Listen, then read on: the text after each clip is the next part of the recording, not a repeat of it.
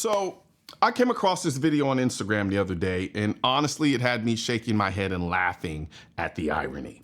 Check this out. More Europeans die of summer heat than Americans die of gun violence. Here are the numbers for 2023.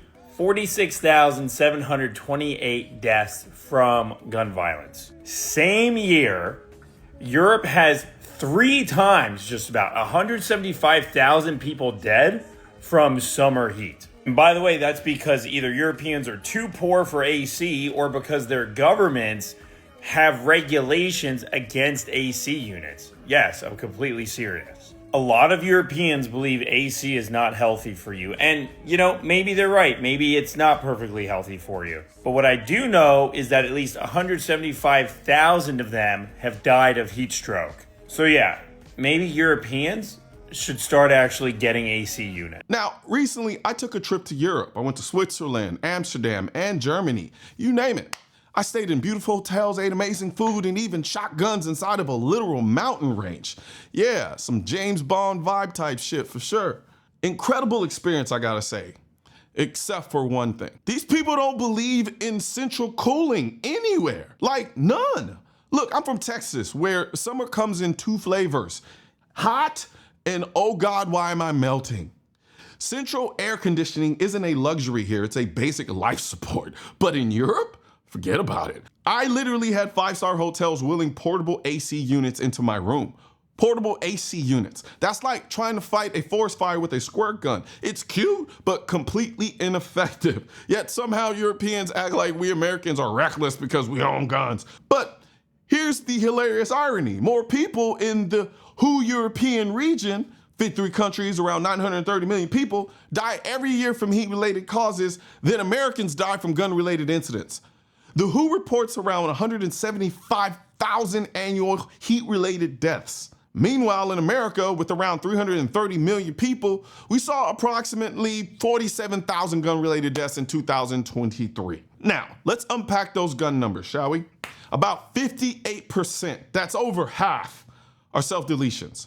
Roughly 27,300. Approximately 38% are homicides, and mostly concentrated in inner-city gang-related violence. And accidental gun deaths?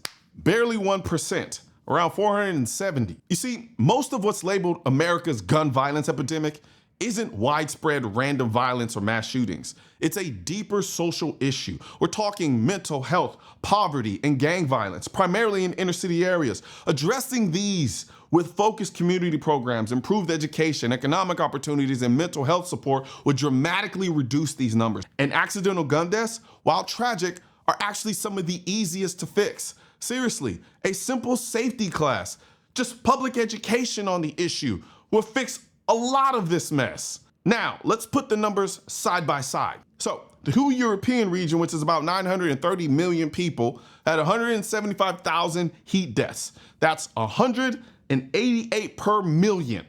The United States has 330 million people with about 47,000 gun-related deaths, which is about 142 per million. Even after adjusting proportionally for population, Europe still has a significantly higher death rate from heat-related causes, 32% higher to be exact, than American gun-related death rates. Yet, we're the reckless ones. That's like someone riding a bicycle off of a cliff calling you dangerous for driving a car. The reality is America doesn't have a gun violence epidemic. We have specific social issues that every developed country faces: mental health struggles, economic disparities, urban crime. But instead of tackling those harder to solve problems, it's easier for some folks to target guns. Why? Because blaming guns is politically convenient and it sidesteps the real work needed to fix the actual root causes. Meanwhile, Europeans could prevent thousands of deaths each year just by installing some basic AC units. Imagine dying because your government thinks air conditioning is unhealthy. That's like refusing to drink water because you're scared you'll drown.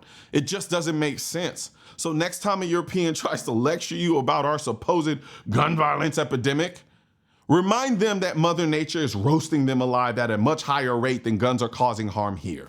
Maybe they should worry less about our freedoms and more about basic climate control. Priorities, Europe, priorities. Speaking of priorities, if you value your freedom, love your country, and proudly support the Second Amendment, I've got something just for you. the Defend America collection, like this hat that I'm wearing right now. This ain't just merch. It is your way to push back against those who think loving America and responsibly owning firearms is somehow controversial. Whether it's the Defend American hat, shirts, or our drinkware, every item boldly features the AR-15, not just a firearm, but a statement saying, leave me and my family alone. You don't need to apologize for believing in freedom. Instead, wear your values proudly.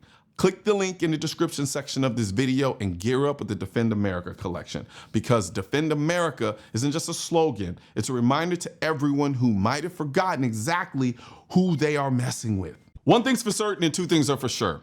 Politicians and tech giants don't want gun content to be recommended to you, and we're all fighting this culture war together. Now, you can help do your part by liking, commenting, subscribing to the channel, but most importantly, sharing this video with at least one person. Together, we can stop the suppression of our 2A rights. And don't forget to click the link in the description section of this video for the products that I mentioned in this video.